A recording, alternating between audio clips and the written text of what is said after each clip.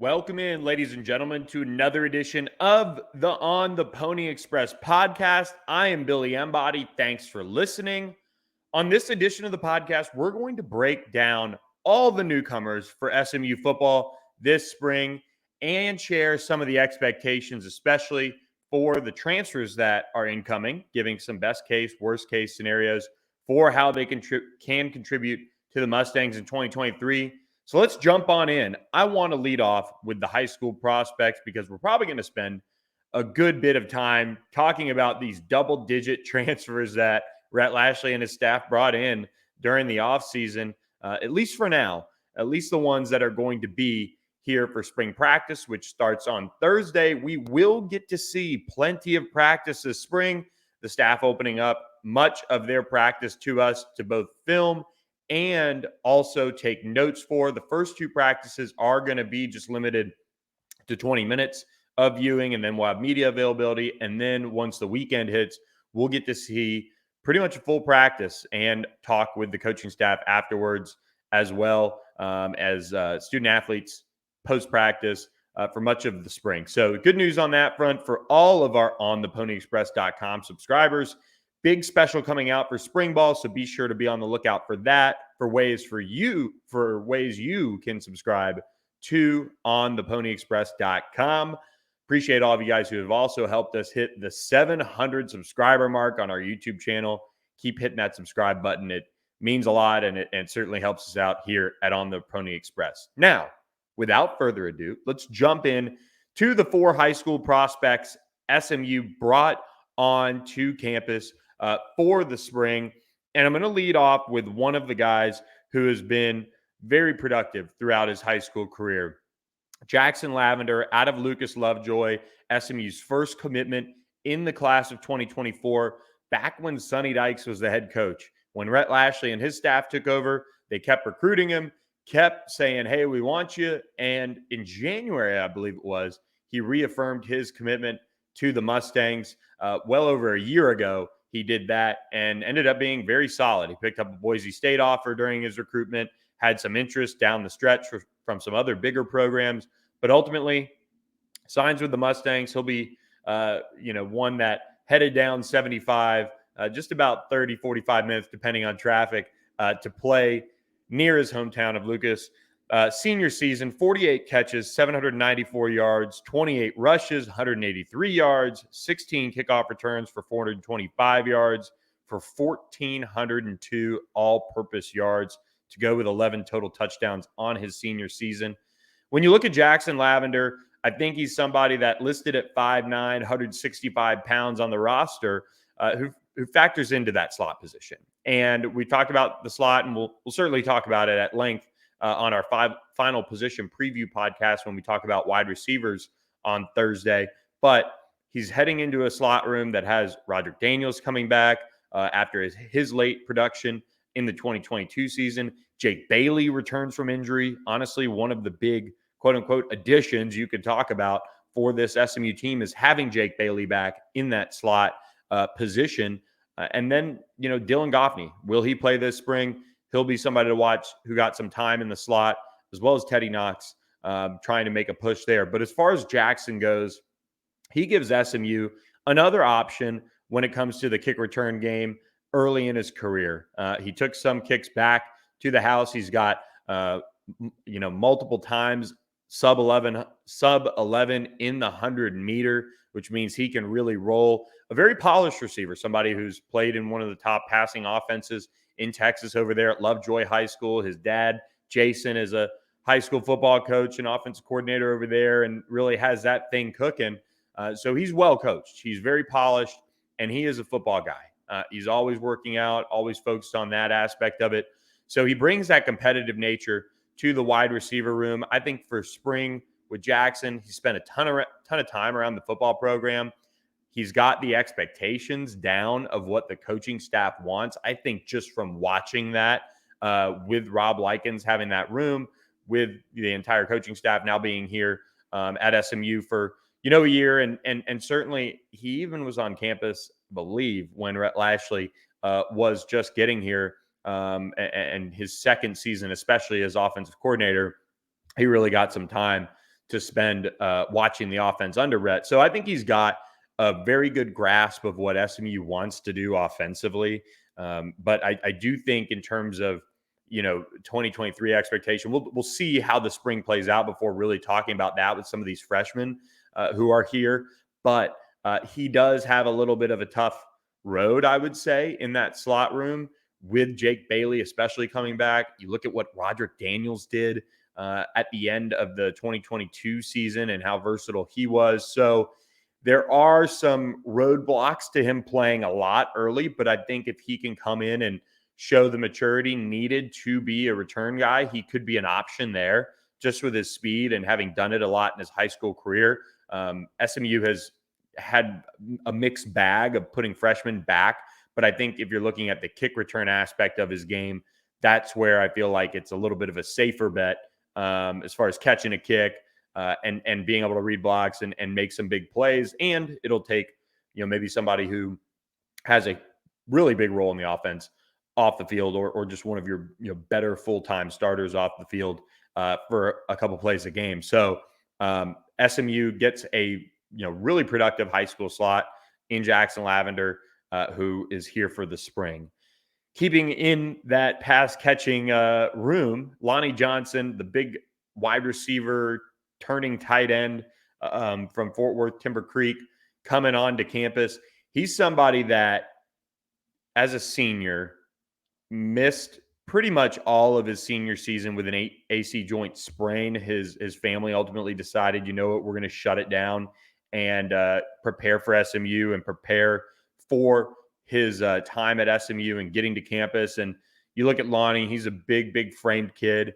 As a junior, in high school, he was really, really productive, had 62 catches for 854 yards and 11 scores. And, the coaching staff really liked what they saw when they went out and saw him in spring and got to see him compete and block, which is obviously one of the keys to being a tight end and certainly a bigger wide receiver if he's going to be split out some. I feel like when you look at Lonnie Johnson, the big thing is that now that he's spent that time as a senior really recovering from that injury, he can come in right away and start learning the offense. But most importantly, he can get with Sean Griswold and really start packing on the weight. When you look at how Lonnie Johnson got to SMU, they really turned up the heat after they saw him in spring ball. He was one of those relatively early commitments. I believe, if I have it all right in my head, Lonnie actually committed the day I was leaving for my honeymoon. So he jumped on board during the middle of the summer and was able to stick with SMU. Obviously, he's a guy that when you lose your senior season, he didn't necessarily see some of the late pushes that some of these other players, I think, felt when it came to other schools kicking the tires on them. But he was very productive as a junior. I think his versatility is really, really key when you come to looking at him long-term as a tight end. He could bulk up and really add some serious mass and be a every down tight end. He could play out wide. He can play along the interior. Casey Woods did note when talking with him that Lonnie Johnson is already bigger than RJ Maryland was when he stepped on campus in the summer going into his freshman year. So I think with Lonnie, you give him 6-7 months of time with Sean Griswold. That's only going to help when it comes to fall camp. And maybe that's a sign that, by that point he's bulked up. He can really factor in terms of giving RJ Maryland a breather. He can factor in potentially as a blocker. That's something that SMU really needs to address with its tight end room, as we know. So the roadmap for him to see some playing time is certainly there. And I think that's where you get excited about Lonnie Johnson potentially playing early, is that the tight end room is so thin. So this spring, you want to see him obviously pick up the offense. And, I think he's somebody that had some big offers early in his recruitment. He had TCU, at Oklahoma State, and was going through the spring and getting recruited and all of that. And SMU just turned up the heat and really got him on board. I think when you look at him not having his senior year, that was probably the biggest reason SMU was able to hold on to him. There just wasn't much out there on him, but I think his first game of the year, he had multiple touchdowns. So he made an impact when he was out there. Now he's at SMU as an early enrollee. Flipping over to the defensive side of the ball, You go with Braden Flowers, a defensive lineman who checked in, and we finally got, an updated height and weight on him. 6'3", 250, comes in having pretty much played only offense as a senior at San Antonio Central Catholic. And now he's going to be full-time on the defensive side of the ball. He's got really good bloodlines, and really, I think, comes from a football family and is going to grow into a bigger defensive lineman. He could be somebody that plays that strong side defensive end spot. He could slide inside and play defensive tackle at times when it's all said and done. I think for Braden, he's a ball of clay. And that's where Calvin Thibodeau this spring is going to get an opportunity to really lay down that foundation for what his career is going to be. Teach him a lot of the fundamentals. I mean, he played tight end, running back, linebacker, defensive line at times for his high school. And as a junior, 15 tackles, 5 of which went for loss, 3 sacks and 2 pass breakups as a junior when he was playing linebacker. Now he's going to come to SMU and start getting to work as a defensive lineman. So when it comes to Braden Flowers, I would say he's one of those prime redshirt candidates when it comes to that, and a really solid developmental prospect. Didn't necessarily have a ton of recruiting buzz just because I think he played all over, but Texas Tech was a big offer for him. He did commit early to the Mustangs and then end up signing with them and sticking with them. And finally, we've talked a lot about Alex Kilgore. We just previewed the linebackers last week on our position preview. He's a potential starter coming in as an early enrollee, and he's got that frame that has the room to add mass over the course of these 7-8 months before fall camp. And he comes from a winning program. Katy Paytal, won a state championship as a junior. He was first team all district early on in his career, had Tulane, UTSA, Navy, and he had interest from some really big programs that were looking for linebackers. Baylor was talking to him a ton. I really thought at some point the Bears were going to offer. Oklahoma was looking at him. LSU was looking at him. And ultimately, SMU was able to hang on to him. I think he's a prime example of, how the portal can, help keep some of these guys long-term and help them sign. And it doesn't make them, any less of a prospect. It's just a new era that we're dealing with. It's one of those situations where it certainly benefited SMU in this case. Alex Kilgore has really been praised a lot since getting on campus. The coaching staff raved about him at the National Signing Day celebration. So we've talked a lot about him, but Alex Kilgore, somebody that, I think could very well start for SMU as a true freshman at linebacker, playing next to Ahmad Walker. And if not, he's playing a lot of snaps early as a freshman behind guys like Jaquandis Burns, Cam Farrar, who knows, Pierre Gordy, Chris Adamora, Kiki Burns. There's a bunch of options there, at least right now, without any more transfers in. But this spring, he's going to get a crash course in this defense with Maurice Crum and Scott Simons, preparing him to get a lot of playing time early as a freshman. Now, when you look at SMU's transfer class, we're not going to start we're not going to talk about Ja'Kai Clark and Logan Parr, who will be here this summer. Of course, the Miami offensive lineman and the Texas offensive lineman who are enrolling in the summer. But we are going to talk about the double-digit transfers that are here. And we're going to go position by position. I think that's probably the easiest way to do it. And I'll lead off with quarterback. Alex Padilla from Iowa. He's somebody that has played a lot of football throughout his career in different roles and has been able to, see action in big games. He played in a very pro-style, archaic offense for the Hawkeyes, but, redshirted his first year in 2019, played in 2 games in 2020, 9 games with 3 starts in 2021, and saw action in 2 games in 2022. I think he's somebody, you look at that sophomore year, completed 55 passes for 636 yards and 2 touchdowns. He does have a little bit of ability to move around. That was something that Rhett Lashley showed in the highlights at the National Signing Day celebration. But in reality, he's coming in here because he's a veteran quarterback who's been a backup for a long time. I think we've covered well that Preston Stone is your likely starter here. And Kevin Henry Jennings is the backup. But you also have Keldrick Luster coming in this summer. and they need to add quarterback depth. He's going to push these guys. He's somebody that I think aspires to be a coach at some point. And so he is a very veteran, mature addition to this roster that really solidifies the depth at the quarterback position. But he is a newcomer. He is learning a very different scheme than what he was used to at Iowa. I think he comes in here and the spring is used as a crash course, as a time for him to learn the offense and really settle in. And I think, one thing Rhett Lashley and Johnny Brewer have really kind of honed in on when we've talked to them about the quarterbacks is supporting each other in the room and having a good atmosphere in the room. That's something that they had at Miami. They had it with Derek King, Tyler Van Dyke, Jeff Garcia, all of those guys who have been there at Miami. That room was very supportive of each other. And that's something that I think Alex Padilla is going to bring. He knows the expectations. That was kind of how they recruited him. They didn't want to go over the top and say, look, you're going to be a starter, or you're going to have even necessarily maybe a legitimate shot to win the starting job. But we need a veteran quarterback. We want you to come in here and lead. And if we need you, we know you'll be prepared. We know you have at least the talent to be able to play for us if we need you in spots. So this spring, I think you look at Alex Padilla, he learns the offense. If you get a best case scenario for him, and it is kind of on the flip side, somewhat of a worst case scenario, when he's called upon, he's able to move the offense. He plays turnover free.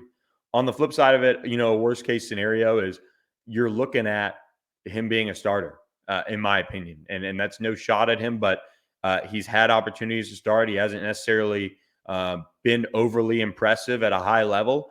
And if he's your starter, that means you've had injuries, potentially multiple, to the quarterbacks. And you're now in a situation where you have a player who's not only a first-year starter in that sense, but he's new to your system too. So he's going to have to be ready to go. I think he's, again, a very mature guy who will be ready to go if called upon. But the worst case in SMU's sense would be that he's playing a ton. And again, that's no shot at him, but they are putting their chips very much in the Preston Stone basket in my mind. So to have him be a backup is the best case, and to have him be prepared and give you quality reps when called upon. So Alex Padilla is the guy they brought in at quarterback. You move into the running back room, though, and man, L.J. Johnson from Texas A&M and Jalen Knighton from Miami.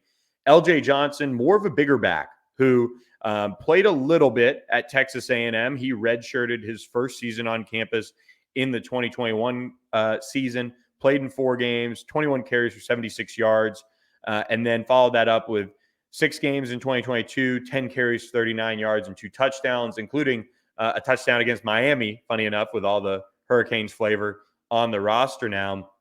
And when he was in high school, I covered him a good bit because LSU was among his top schools. Rushed for 4,353 yards, 77 rushing touchdowns, and 421 receiving yards with 5 receiving touchdowns. In his career, he was the district MVP on offense as a senior when he rushed for 1,200 plus yards, 20 touchdowns. He is an all-stater. He's very decorated. He brings that thunder to your running back room. And when you look at what you're looking for out of L.J. Johnson is, you have Kamar Wheaton, who could, if he, continues to bulk up and all those things, be kind of a thunder guy with some certainly straight line speed. But I think L.J. Johnson is your physical runner. He's the guy that when SMU brought him in, looks at it as all right, thunder, lightning type of scenario with him and Jalen Knighton, him and Kamar Wheaton. And if, he does have a little bit of burst like Keenan Hall kind of talked about at the National Signing Day celebration, that's a plus. And L.J. Johnson does have that talent. It just didn't work out for him at Texas A&M. They had some guys emerge. And he ended up kind of buried on the depth chart and looking for a new home. So now that he's at SMU, you hope that he finds his form that he had from high school for sure. But he does have that size, and he gives you another piece to that running back room that you can really lean on from a depth perspective and certainly from a talent perspective. He is somebody that has the tools, and now it's about him getting that fresh start in an offense that, regardless of what style SMU had at running back last year, whoever was in there, they were able to get production, especially later in the year, from that group, regardless of the style. So I think that's where that helps him. He might be in better position to produce. And so I like what LJ Johnson's going to bring. Obviously, this spring, you look at him and he's going to, again, with all these guys, and we can kind of leave it at that so I don't say it too often, but learn the playbook, pick up their style as far as practice habits and what they want to do. That's a room that's very talented and deep. So there's a lot of competition there. So you want to see him rise to that occasion as well. As far as the best case, I mean, you're looking at somebody that when it's 3rd and 1, 3rd and 2, 4th and 1, I mean, you call on him and kind of similar to an expectation you would have of Tyler Levine. He's going to get you those yards. But at the same token, he does have the chance to be a 3-down type of back and talent level wise. And the best case would be for him to grab it and be dynamic and be physical and beat out a Jalen Knighton for the starting running back job. And, I think Jalen is probably the presumed starter or projected starter going into spring. As far as worst case, he's not productive and he's not able to find that groove and find that physical running style that made him so highly recruited coming out of Cy-Fair High School in the Houston area. And you flip over to the side of Jalen Knighton coming in from Miami, a place where he had success as a running back under Rhett Lashley and that staff early in his career. He then comes in to SMU now, having played 3 years of college football. He had 2 starts over 9 games in 2020, 209 yards and a touchdown, averaged 4 yards a carry. 2021 and Rhett Lashley's last year, 6 starts in 8 games, led the Hurricanes with 145 rushes for 561 yards and 8 scores. And the one thing that I really want to hammer home when I talk about Jalen Knighton is his ability to catch the football. He had 20 receptions for 280 yards and 3 touchdowns. It was funny. The highlights Rhett Lashley showed of Jalen Knighton specifically were his ability to catch the football out of the backfield, make people miss, make some really, highlight reel style type of runs. And then in 2022, he made 4 starts in 10 games, 78 carries, 423 yards and a score, and then 9 receptions for 82 yards. So kind of a very different offense in terms of getting him involved in the passing game as well in Miami that this past year. So he comes to SMU with 2 years of eligibility remaining, or 3 years to play 2. But really, the best case scenario for Jalen Knighton is he finds that form from early in his career at Miami. He came in as a 4-star prospect. He was highly thought of. He was in the top 150 overall prospects, even up to, knocking on the top 100 with some services. So he's got the talent. He's got speed. And I think with him, you want to see him take the bull by the horns and be that starter. That's the best case scenario.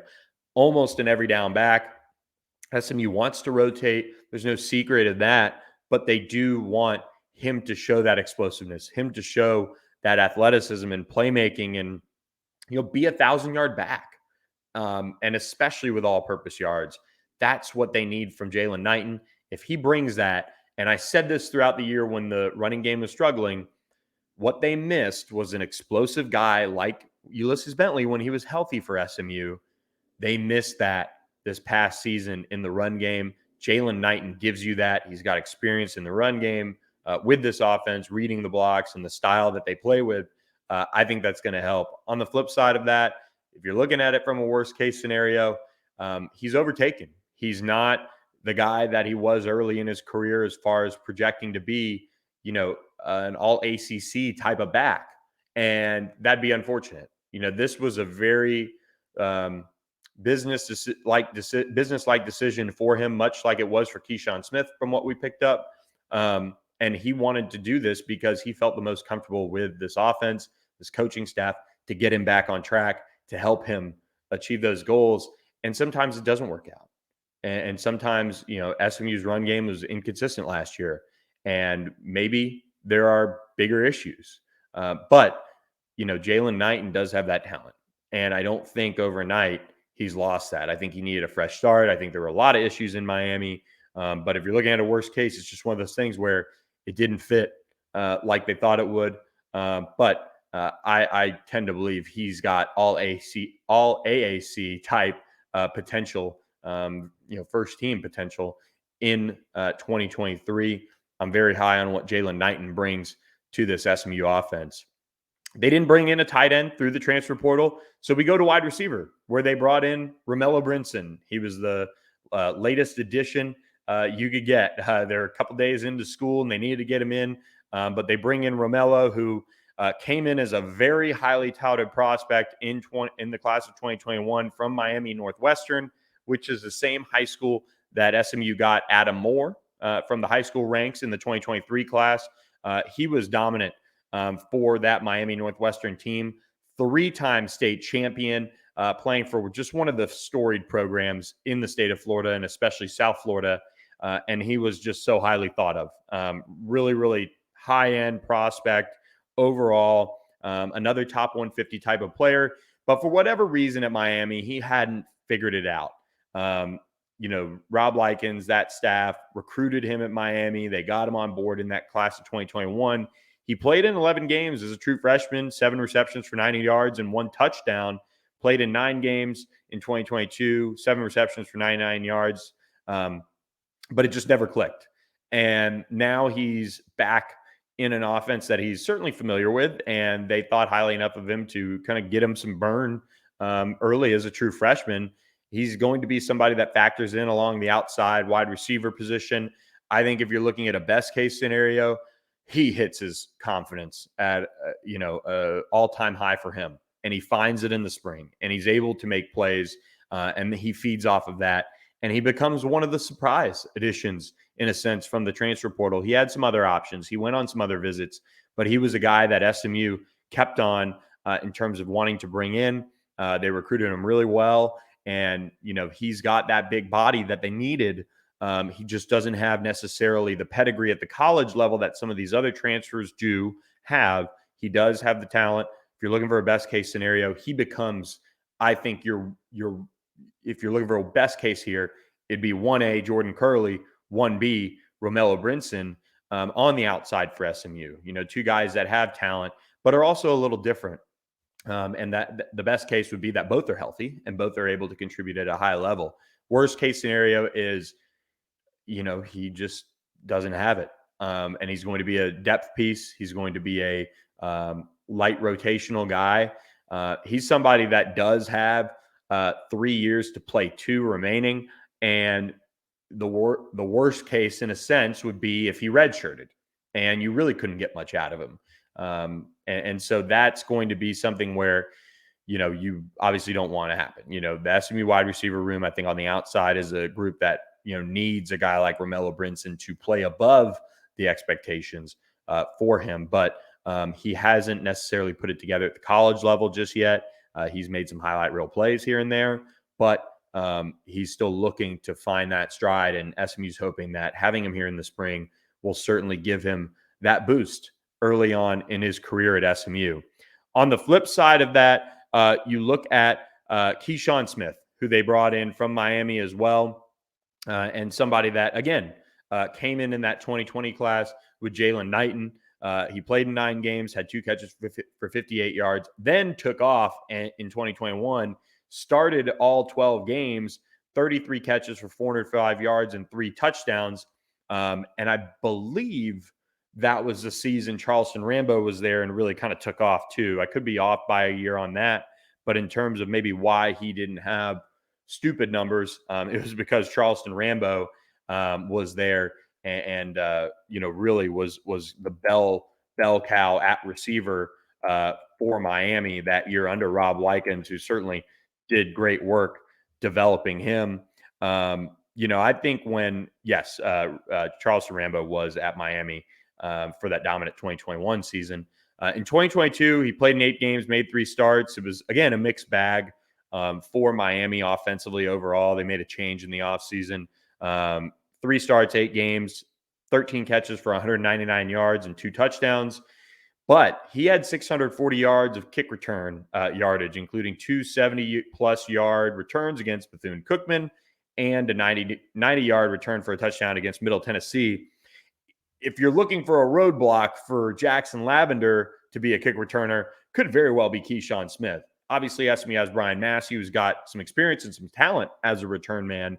But I think Keyshawn Smith, where he could really show his immense value, would be changing the game in the return game for SMU.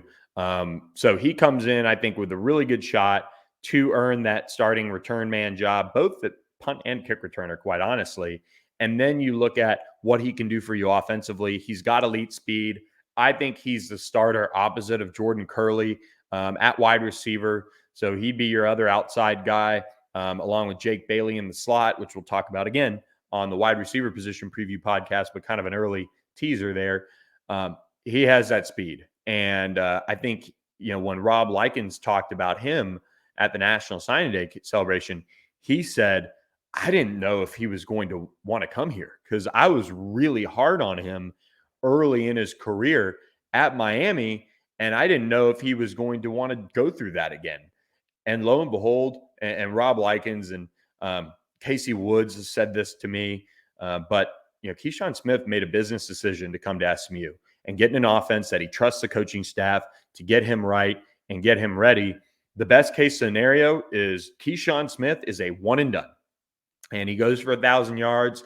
Obviously, SMU has, I think, 3 receivers, Keyshawn Smith, Jordan Curley, and Jake Bailey, who could go for 1,000 yards, maybe not together, individually all at the same time. But Keyshawn Smith has the talent to take the top off of that defense and to make plays that'll push him potentially over 1,000 yards.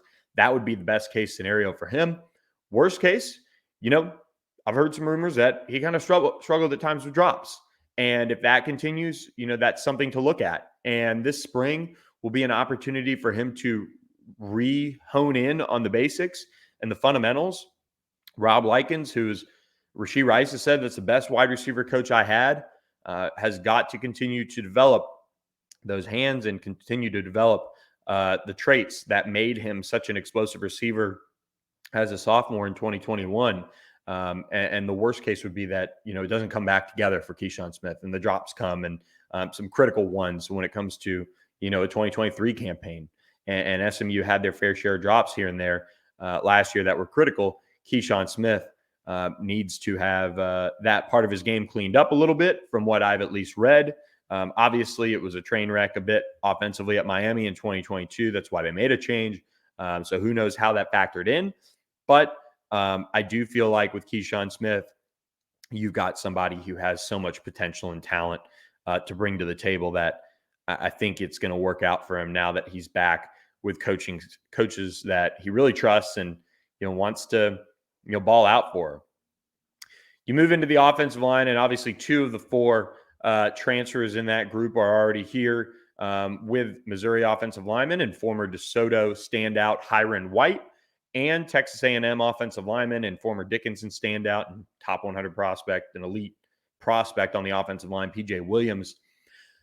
And 2 very different players. P.J. Williams redshirted his first season at Texas A&M, played in 1 game. He got into a little bit of trouble and has agreed to a diversion program. So he's got to go through that and do those things and continue to do some of the things they agreed to when he got that case, settled. I don't know the exact legal term to put it, but he's in the diversion program to kind of do community service and obviously keep his nose clean. And I talked to a few people that when he came on his visit, and obviously this is a guy that you look at it when SMU brought him in, you're like, okay, he's got that on his sheet. He played in 1 game. He's obviously got talent, but is this worth it? I talked to a couple of people who were around him on his visit, and a lot of people were just really blown away by how nice of a young man he is. And his lawyer, made it clear because PJ, didn't really talk too much about the process, but he said, look, this is a guy that, is a good kid, had a ton of letters of recommendation in terms of, trying to help get his life back on track. And I think that's a sobering and humbling experience for somebody to go through. So the big key for PJ is to obviously get on track and learn the expectations for SMU's program and what they want to do and accomplish. And if he does that in the spring and he picks up the playbook, the bets are off on what he could do in his first season at SMU. He's somebody that played a little bit of tight end at Dickinson. He has some elite athletic traits in an offensive tackle and potentially somebody that can play along the interior as well. But with PJ Williams, I think the best case scenario is for him to push for a starting job along the interior. You know, you've got Justin Osborne back, but that left guard spot is up for grabs. Ben Sparks is going to try to hold it down. There will be others that challenge there until Logan Parr and maybe Ja'Kai Clark get there. But, you know, with PJ Williams, he's got so much talent and he's got that ability. And that the best case is that he's starting at left guard for you this fall and then kicking out to tackle at some point in his career. Worst case is, I mean, I'll leave it short. He can't be on track and he doesn't put it together because of that. And you know, I don't know how long he'd be here, but he's shown over the last couple of months that, you know, he's very motivated to be on the right track and be, you know, the guy that so many people wanted him to be coming out of high school. So I think with PJ Williams, that's something that, you know, really we're going to be watching for when it comes to, you know, what he brings to the table is, can he keep his nose clean and can he, you know, put it all together? When it comes to, you know, Hiron White, very different expectations. He's somebody that missed all of 2022 with an injury, an Achilles. He's back. He's healthy. And for him to, you know, come in and be the right tackle, you know, they lost Owen Condon. His body, you know, just kind of couldn't do it for another season. And now Hiron White comes in. He's 6'7", 330. He's played a lot of football for Missouri, and he's a big, big dude and somebody that SMU can really use on the offensive line and is an upgrade, I think, on paper at the right tackle position. You know, Owen Condon did his best, and his body just kind of gave out on him, and that's why he's not back, but a very natural fit. And now that he's healthy, you just hope that he stays that way. He's had, I think, 2 injuries that have cost him seasons in the SEC. But he's also started a bunch of games too at right tackle and here and there at other spots for Missouri. So best case scenario is he is potential all AAC 1-year plug at right tackle, and PJ Williams steps in right behind him after that. And then on the flip side of things is can't stay healthy, and it's just a, you know, unfortunate situation in that spot for Hiron White, who the SMU coaching staff believes has NFL potential when it comes to what he can do at the next level. So they're really excited about Hiron White and happy that they can bring another guy home from the Dallas area to play out his final season of college football. Finally, we flip over to the defensive side of the ball. And this is where it gets fun. It gets competitive. And SMU has brought in plenty of competition. I mean, you look at the defensive line, 2 guys. We'll start with Elijah Roberts, an intriguing athlete, one that Kyle Cooper was very, very high on and said that he's got a chip on his shoulder coming over from Miami. He played as a freshman, 5 games, 4 tackles, and a forced fumble. He played in 7 games in 2021. And 2022, he played in 8 games with 1 start, 9 tackles, and a sack in his last season for Miami. He just never necessarily turned the corner, but, you know, we talked with Ja'Kai Clark on this podcast, and, you know, Elijah is somebody that has off the charts athleticism, and he can play up and down the defensive line. He can be a strong side defensive end. He can be an interior pass rusher at defensive tackle on passing downs. He could even, if he bulks up enough, you know, be a true defensive tackle for SMU, which would really, really change how that group kind of plays and the rotation. So for him coming in the spring, I think they want to continue to bulk him up and get him a little sturdier. That's just my take on it from the outside. And that'll allow him to play all over the defensive line, and that gives him the best opportunity to play a ton for SMU. When you look at the best case scenario for him, I mean, he's somebody that is really pushing DeVere Levelston to be his best, because DeVere, quite honestly, didn't really have much competition at that spot. He's been able to hold it down. It's been very clear he's the better player. Now you get somebody who's got some athleticism to him, like DeVere has, And now Elijah Roberts can come in and really push and get a fresh start. And the best case would be, for SMU at least, for him to overtake DeVere Levelston. And it's a tall order with the potential and talent DeVere Levelston has. But the reality is they need more out of DeVere Levelston, just like they need more out of Elijah Roberts now that he's turned the page to his next college and next time in his career, having transferred to SMU. Jordan Miller, and I guess worst case for Elijah Roberts, he's a rotational guy and doesn't end up getting that push that they're hoping that he gets from behind DeVere Levelston as he tries to climb up the depth chart. Jordan Miller, though, he's a big defensive tackle, true nose tackle, 6'3-ish, 315, 320 pounds.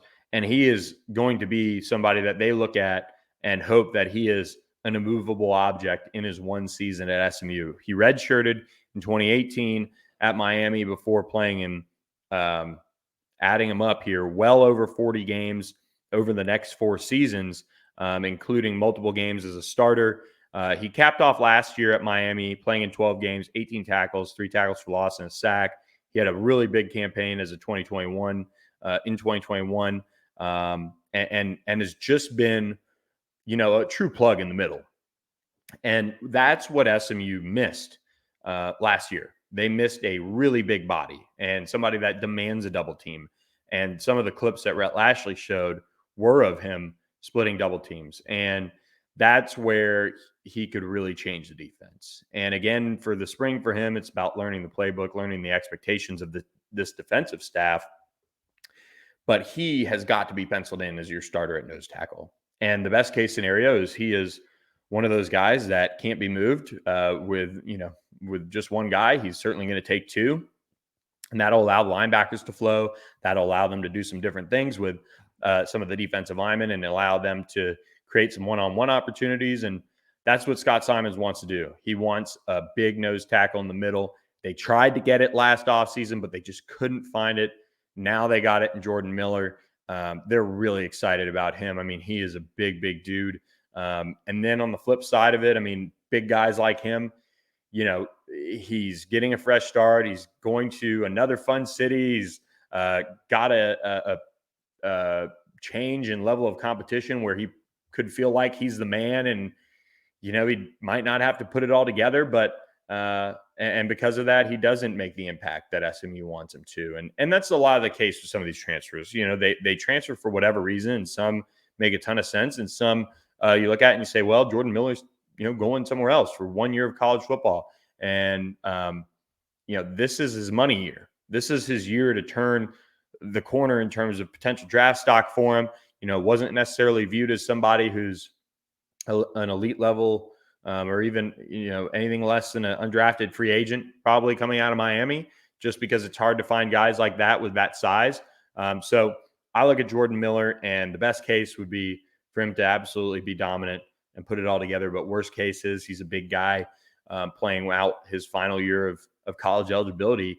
And he comes into a program where he feels like he might not have to put it all together. But I'll give the SMU staff this. They always push competition. And so I think Jordan Miller is going to be one that will continue to be pushed and has a lot of motivation.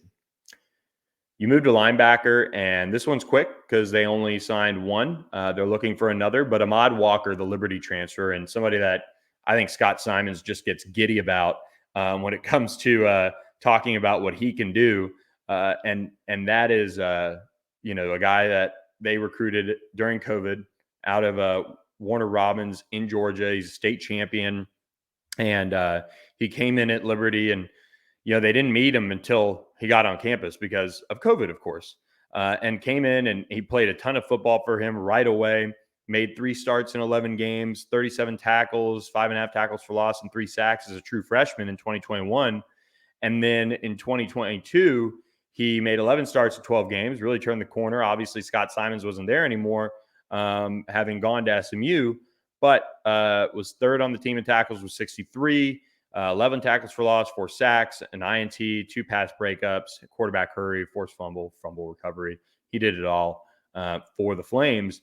Coaching changes there. He wants to reunite with the guy that recruited him out of Georgia and gave him an opportunity early on. And he was an early enrollee, if my memory is serving me correct. And they just think he's going to be awesome. There's really no other way to say it. He's 5'11", 215, but he can run, and he certainly isn't afraid to hit people. And I'll add, he's another state champion from the high school ranks. So a very talented player. The best case for him is that he is dominant and he continues his trajectory of improvement. He's your clear-cut starter. He's a leader for you at the linebacker position. He knows the defense, and he's got the potential to have an all-AAC type season, which SMU so desperately needs, having lost 3 veteran linebackers to graduation. On the flip side of that, he is a little undersized. If you get into this league and you get into games against Oklahoma and TCU, and he isn't able to cut it, that's going to be tough. And SMU struggled to stop the run and struggled to tackle. So you hope he certainly brings a tackling edge to this defense that they didn't really have last year too much. But he is a little undersized. So the worst case would be he gets pushed around a little. But I'll say this, Liberty, played a really tough schedule, and he has some really good film out there. So I'm obviously going to be on the side that, says that he's going to be able to play at a high level and contribute in a big way. And I think that's critical for SMU's defensive success. If you look at the guys who are probably most important to this year, SMU turning the corner, it's Jordan Miller, it's Ahmad Walker, and, probably a mix of the guys in the secondary. But, Ahmad Walker has to be, in my opinion, the best player on this defense. That linebacker room has depth issues. It'll have new starters. You need Ahmad Walker to be a leader. You need him to be productive and be a really key piece for this defense. You move back to the secondary, and we're going to start on the outside with the cornerbacks. Charles Woods, who played in 4 games before redshirting after injury at West Virginia in 2022. He was a one-time SMU commit under Sonny Dykes to transfer from Illinois State, where he signed all the way back in 2018 and played a ton for Illinois State over the next 3 seasons. He played in 11 games and 4 starts in 2021 against West Virginia, picked off Max Duggan when Gary Patterson was still a coach, or maybe it was at that point the interim. But he was really, really expected to be a big piece for West Virginia last year. Played in 4 games and then got hurt and basically opted out and redshirted and preserved 1 more year of college football eligibility. He was a preseason All Big 12 pick as well as at corner. So they view him as somebody who's a lockdown type corner. And that'd be the best case scenario for him. That's somebody that something that SMU hasn't had in quite some time. And they need him to show out for his city. He's from Dallas, played at Kimball. It's time for him to live up to the expectations, and they really need him to play at a high level. I mean, he was a great 2-way athlete in high school, also played basketball and track. They need Charles Woods in his money year to be as good as they expect him to be. And on the flip side, he hasn't had an issue with health.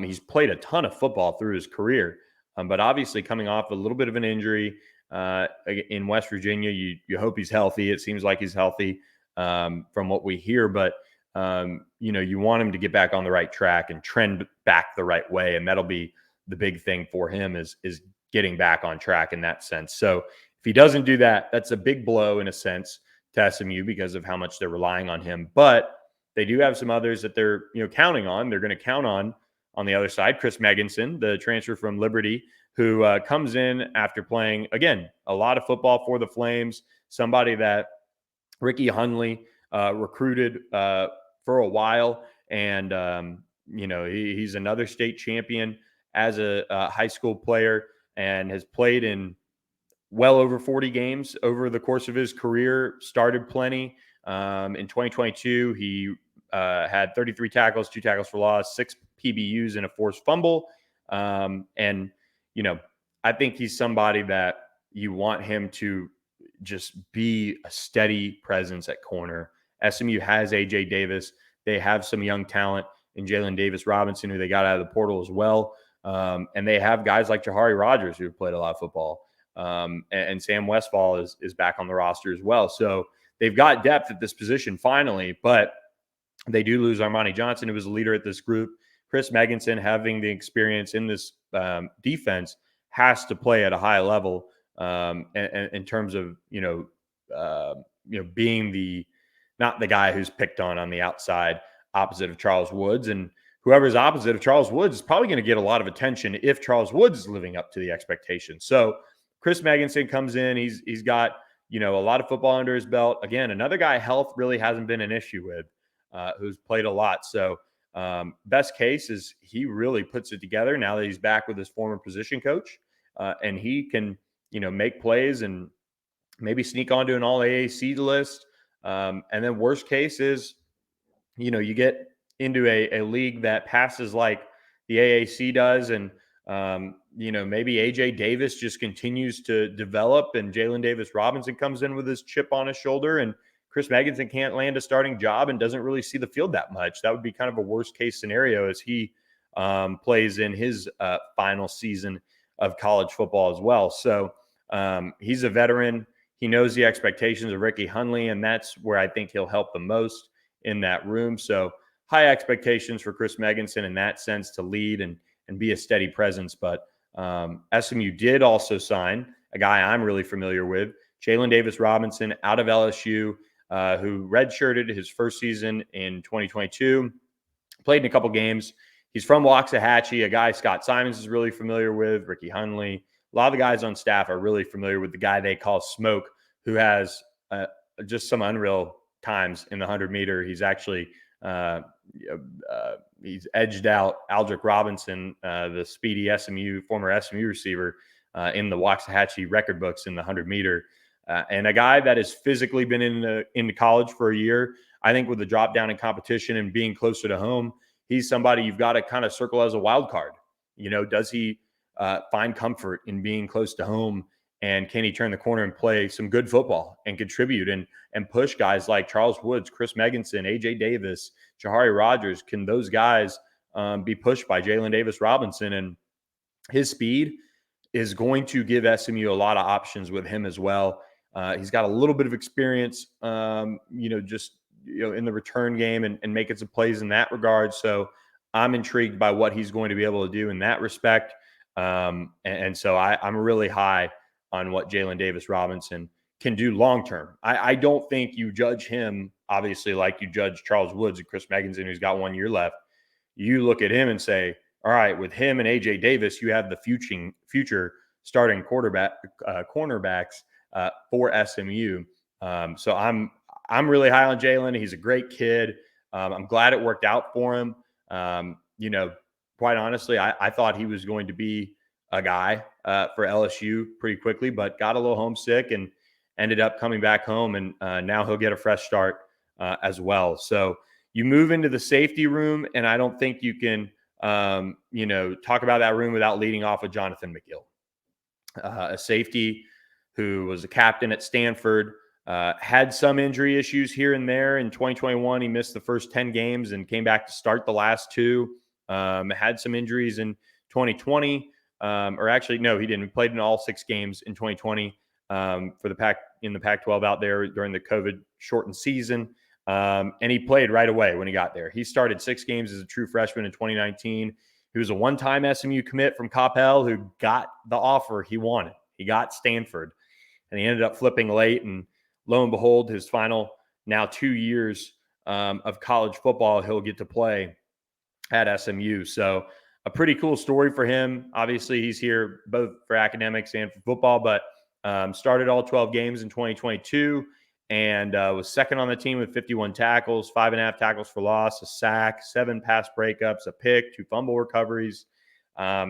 He just is fun to watch. And, he's been that way since high school, and he was an elite prospect coming out.